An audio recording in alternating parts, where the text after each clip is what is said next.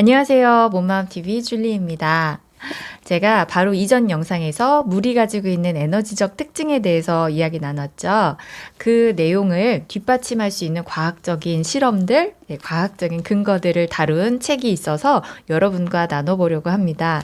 양자의학 새로운 의학의 탄생. 이 책은 굉장히 여러분들이 끌어당김에 관심이 있고 에너지나 양자물리학에 관심이 있는 분들이 흥미로워할 만한 내용들이 가득한 책이고요. 그리고 좀 외국 서적 같이 생겼잖아요. 지은이 강길전님은 한국분이세요. 한국분이시고 67년에 서울대학교 의과대학을 졸업하셨으니까 그 81년에 의학 박사 학위를 받으셨으니까 굉장히 나이가 좀 있으신 그런 의과 전문의이세요. 서울대학병원 산부인과 전문의, 한강성심병원 산부인과 과장, 이렇게 해서 뭐 의과대학 조교수, 교수 이렇게 하시고 지금 명예교수이신 분이세요. 그런데 원인 없는 질병은 없다. 다만 아직 원인을 알지 못할 뿐이다. 라는 이 명제를 두고 왜 이런 질병들이 고쳐지지 않을까 현대의학의 이 한계에 대해서 고민을 하면서 데이비드 봄의 양자물리학에 주목을 하게 되면서 이 양자의학, 양자물리학과 의학에 접목된 이런 새로운 의학이죠. 에너지 의학이죠. 말하자면 이쪽으로 관심을 가지고 양자의학과 관련된 그런 실험에 대한 내용들이라던가 과학적인 실험의 근거들이라던가 이런 것들이 가득 담겨 있는 책입니다.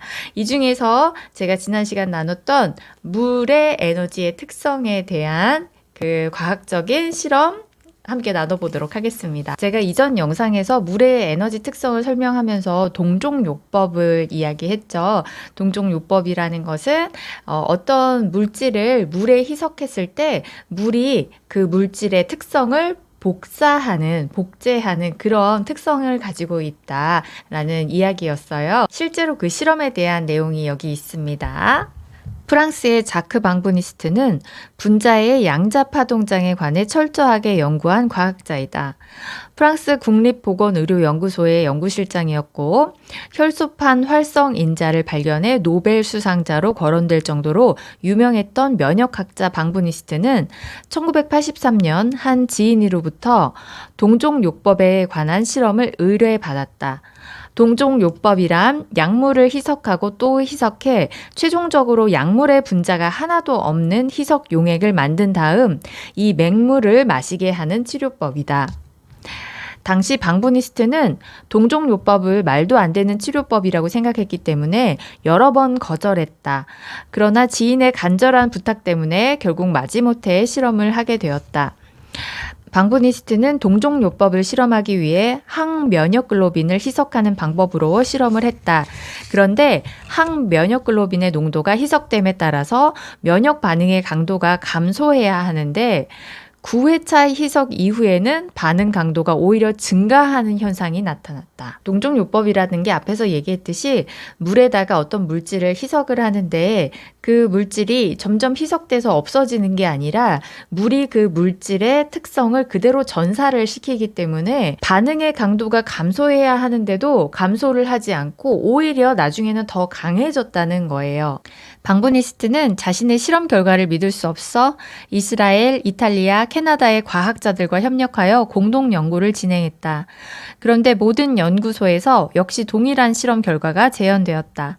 이 연구에 참여한 13명의 과학자들은 4년간 연구에서 얻은 결과를 1988년 네이처지에 발표했다. 그러나 이 논문은 곧바로 전 세계의 면역학, 생화학 및 양리학의 과학자들로부터 거센 비판을 받게 되었다. 이유는 간단하다. 맹물과 같은 상태로 희석된 액체가 항원 항체 반응을 일으킬 수 없다고 판단했기 때문이다. 실험을 비판한 과학자들은 자신들이 실제로 실험을 통해서 그 실험 결과가 잘못했다는 것을 증명해낸 게 아닙니다. 그냥 비난한 거죠. 그냥 그건 말이 안 된다. 그런 일은 일어날 수 없다라고 그냥 근거 없이 비판하는 거예요. 네이처지에 발표가 될 정도로 굉장히 연구 결과로서 인정을 받을 수 있는 자료가 충분함에도 불구하고 다른 반박 자료 없이 이렇게 비판을 받는데, 그런데 정말 웃기게도 이 연구 때문에 방부니스트는 이단으로 몰리게 됩니다. 그래서 프랑스 국립보건의료원도 떠나야 되고 국제적인 명성까지 잃게 되는 거예요. 사실은 인류가 더 비약적으로 발전할 수 있지만 개인이나 어떤 단체의 이익을 위해서 이런 기득권 세력의 저지에 의해서 발전되지 못하는 부분, 그런 것들이 있다는 얘기죠. 방부니스트는 그 민간 기업인 디지오 바이오사로 자리를 옮겨서 이단으로 몰린 자신의 연구를 계속했다. 다음은 방부니스트가 이단으로 몰린 후에 연구한 방대한 내용을 요약한 것이다. 혈액 응고 실험, 세균과 항체 침강 반응 실험, 항원 항체 피부 반응 실험, 심장 박동 실험, 이런 실험들을 모두 동종요법을 통해서 실험을 했고, 모든 실험에서 이 동종요법이 효과가 있다는 것을 증명하는 결과를 얻어냈습니다. 예를 들어서 심장 박동 실험 같은 경우에 기니피그의 심장을 박동하는 채로 분리해서 관류 시스템을 만든 다음 여기에 30개가 넘는 화학 물질들을 첨가해서 심장 박동을 측정했다. 화학 물질의 성분에 따라서 심장이 더 빨리 뛰거나 더 느리게 뛰었다. 이들 화학 물질을 매우 희석한 다음 심장 관류 시스템에 첨가하고 심장 박동을 측정했다. 그 결과 화학 물질을 매우 희석해도 심장 박동은 희석하지 않은 원액을 첨가한 것과 동일한 결과를 나타냈다. 이 모든 것들이 물의 전사 능력, 에너지의 전사 능력에 대한 증거라는 겁니다. 그 다음에 굉장히 재미있는 연구 결과가 나와요. 방부니스트는 자신이 개발한 양자파동장 복사 장치를 이용해 아세틸콜린 등의 30여 종의 인체 활성 물질로부터 양자파동장을 채취하는 데 성공했다. 방부니스트는 4년의 연구 끝에 이들 화학 물질의 양자파동장을 멀티미디어 컴퓨터에 저장하는 방법과 저장된 내용을 재생시키는 방법을 개발했다. 네, 화학 물질의 에너지 형태를 디지털화하는 데 성공했다는 겁니다. 그리고 놀랍게도 이들 화학 물질의 양자파동장을 복사해서 컴퓨터에 저장하고 이 컴퓨터에 저장된 화학 물질의 양자파동장 신호를 CD에 복사했으며 이 CD를 미국에 있는 실험실에 보내서 심장 박동 실험을 하게 했는데 성공적인 결과를 얻은 것이다. 에너지를 디지털화해서 저장을 하고 그것을 재생시켰는데 반응은 어떻게 나왔을까요? 네, 실제 물질을 접촉한 것과 똑같은 반응이 나온 거죠. 처음에는 물로 희석을 해서 분자가 거의 남아있지 않을 정도까지 희석을 했는데, 그런데도 물은 그 분자의 형태를 그대로 전사해서 똑같은 효과를 냈다는 것을 밝혀냈고, 그 다음에는 이 분자가 가지고 있는 파동의 에너지를 그대로 디지털화하고 그것을 컴퓨터에 저장한 다음에 컴퓨터에 파일을 틀었을 때 또 똑같은 결과를 얻어냈다는 거죠. 그런데 거기서 한 발 더 나가서 이 양자파동장 신호를 CD에 복사하고 이 CD를 또 미국에 있는 실험실에 보내서 심장파동 실험을 하게 했는데 또 성공적인 결과를 얻었고, 한 발 더 나아가서 나중에는 화학물질의 양자파동장 신호를 이메일을 통해서 미국에 있는 실험실에 보내어 심장박동 실험을 했는데 이 역시 성공적인 결과를 얻을 수 있었다. 에너지 상태에서는 실제 물질이던 아니면 디지털화된 에너지의 형태던 그대로 에너지를 파장의 형태로 재생할 수 있다면 다를 것이 없다는 거죠. 방부니스트는 이상과 같은 실험 결과를 종합해 하나의 새로운 생물학 가설을 제안했는데 그는 그것을 디지털 생물학이라고 불렀다. 기존의 생물학에서는 어떤 약물이 체내에 들어와 작용하기 위해서는 세포의 수용체가 마치 열쇠와 자물쇠처럼 서로 구조가 맞는 것끼리 직접 작용해야 반응이 일어나는 것으로 생각했다. 그러니까 세포와 어떤 물질이 이렇게 만나야지 작용하는 걸로 예전에는 생각했다는 거예요. 그러나 방부니스트는 그런 것이 아니라고 했어요. 왜냐하면 어떤 물질이 우리 몸에 들어왔을 때 그 물질은 굉장히 작죠.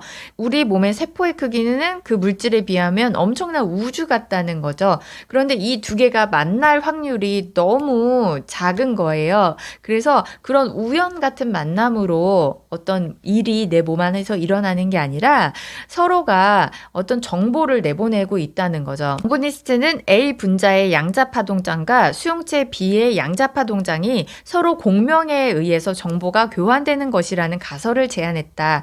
다시 말하면 분자의 역할은 전파를 송신하는 라디오 방송국과 같으며 수용체는 라디오 수신기와 같아서 방송국의 파장만 잘 맞추면 분자와 수용체가 일일이 짝을 맞출 필요가 없이 무선 통신으로 정보를 주고받는 것이다. 방부니스트의 표현을 빌자면 분자가 20에서 2만 헤르츠 범위 내에서 세포에게 말을 건다는 것이다.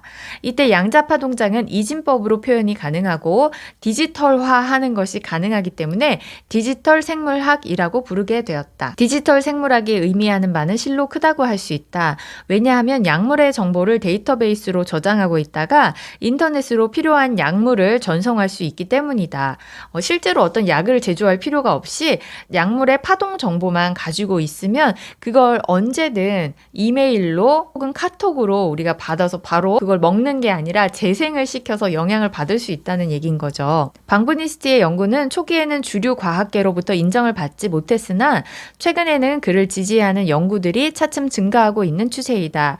벨기에, 프랑스, 이탈리아, 네덜란드 과학자들이 공동으로 실험한 결과에서 방부니스트의 실험을 지지하는 결과를 얻었고 또한 영국의 킨스 대학교의 애니스는 방부니스트의 주장을 반박하기 위해 실험을 했다가 오히려 방부니스트를 인정하는 실험 결과를 얻었으며 조셉슨 양자 관통 현상으로 노벨상을 수상한 케임브리지 대학의 조셉슨도 방부니스트를 지지하고 있다. 실제로 이런 기기가 완전히 상용화되지는 않았지만 사용되고 있어요. 에너지 전사기라고 부르는데 대체의학 하시는 분들 중에서는 이런 것을 활용하시는 분들이 있습니다. 인체를 구성하는 물 분자의 양자파동장. 물도 눈에 보이는 입자적 구조와 눈에 보이지 않는 파동적 구조, 즉 양자파동장이라는 이중 구조로 되어 있다. 물의 양자파동장에 대한 연구는 다음과 같다. 델 주디체의 연구. 이탈리아 밀라노 핵물리학 연구소의 과학자 델 주디체는 물 분자의 양자파동장에 대한 다음과 같은 주요한 연구들을 발표했다. 델 주디체에 따르면 물은 크게 두 가지 종류로 나눌 수 있는데 하나는 물 분자들이 무질서 영역으로 구성되어 있는 물이고 다른 하나는 물 분자들이 결맞음 영역으로 구성되어 있는 물이다. 그리고 보통 물은 대부분 무질서 영역의 물로 구성되어 있고 국소적으로 결맞음 영역의 물이 조금 섞여 있지만 이른바 장수촌으로 알려진 곳들의 물은 결맞음 영역의 물의 비율이 높다고 했다. 여기서 델 주디체가 말하는 결맞음 영역이란 바로 물의 양자파동장의 특성을 보이는 물을 말한다. 물은 알고 있다 책에 나와 있는 에너지가 좋은 결정체는 굉장히 예쁜 육각형 모양을 기본으로 한 그런 물의 형체를 갖고 있고 안 좋은 에너지를 갖고 있는 나쁜 말을 들은 물들은 결정체가 완전히 깨져 있죠. 형체가 뚜렷하지 않은 그런 형태로 되어 있잖아요. 네, 아마도 여기에서 말하는 결맞음 영역으로 구성되어 있는 물이 우리가 흔히 몸에 좋은 물은 육각수라고 하잖아요. 네, 그게 육각형의 결정체를 가지고 있기 때문에 그런 것이 아닐까라는 추측을 해봅니다. 데일 주디체에 따르면 물이 양자파동장의 특성을 갖게 되면 물 분자들이 정전기적인 견인력을 갖게 되고 더 좋은 전도체가 된다는 얘기죠. 장거리의 간섭 현상을 일으킬 수 있으며 더 멀리까지 그 에너지에 영향력을 행사할 수 있다는 거겠죠. 물 쌍극자 사이의 수소 결합이 감소하여 질서도가 높고 물 분자의 덩어리가 작아져 이른바 마이크로 클러스터 현상을 일으키며 물 분자가 작으면 더 몸에 흡수가 잘 된다고 합니다. 질서 있는 기저 상태가 영구적으로 보존된다고 했다. 델 주디체에 따르면 물에 작은 전기 교란을 주어 전기 분극화를 일으키면 물의 양자파동장을 유도할 수 있다고 했다. 델 주디체에 따르면 인체의 세포막을 둘러싸고 있는 경계면의 물은 핵 자기 공명 기술에 의해 관찰했을 때 세포막과 거리가 먼 물에 비해 그 구조가 다르다고 했다. 즉 세포막 경계면의 물은 마이크로 클러스터로 구성된 물이라고 했다. 여기서 마이크로 클러스터로 구성된 물이란 양자 파동장의 특성을 갖는 물이라는 뜻이다. 영국의 과학자 스미스는 물에는 결맞음이 높은 질서 영역이 있으며 이것은 시간에 불변하게 존재하는 것이며 외부의 양자 에너지와 공명하는 역할과 정보를 저장하는 역할을 한다고 발표한 바 있다.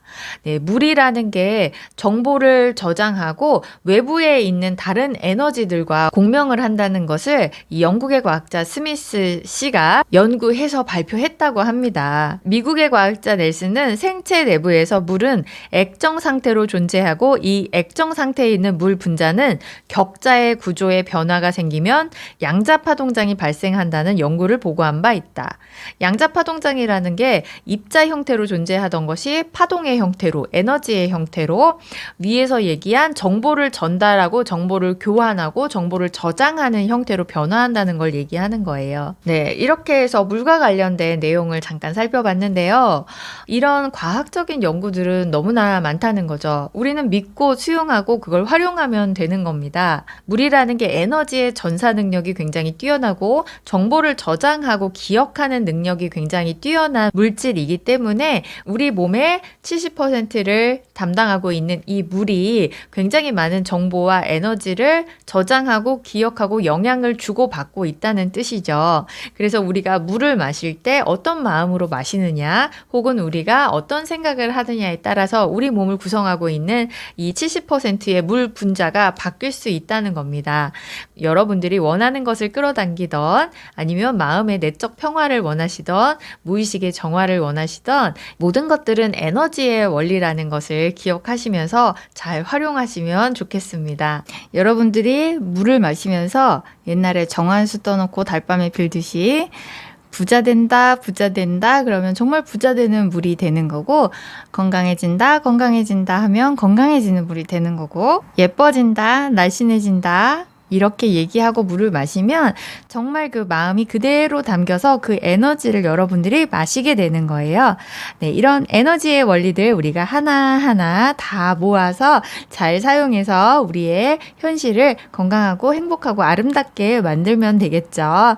네, 여러분 한번 해보세요. 네, 반드시 여러분들의 삶을 바꾸는데 도움이 될 거라고 생각합니다. 네, 다음에 또 좋은 영상으로 또 만나요. 감사합니다. 시간 되시면 좋아요, 구독, 알림 설정도 눌러주세요. 감사합니다.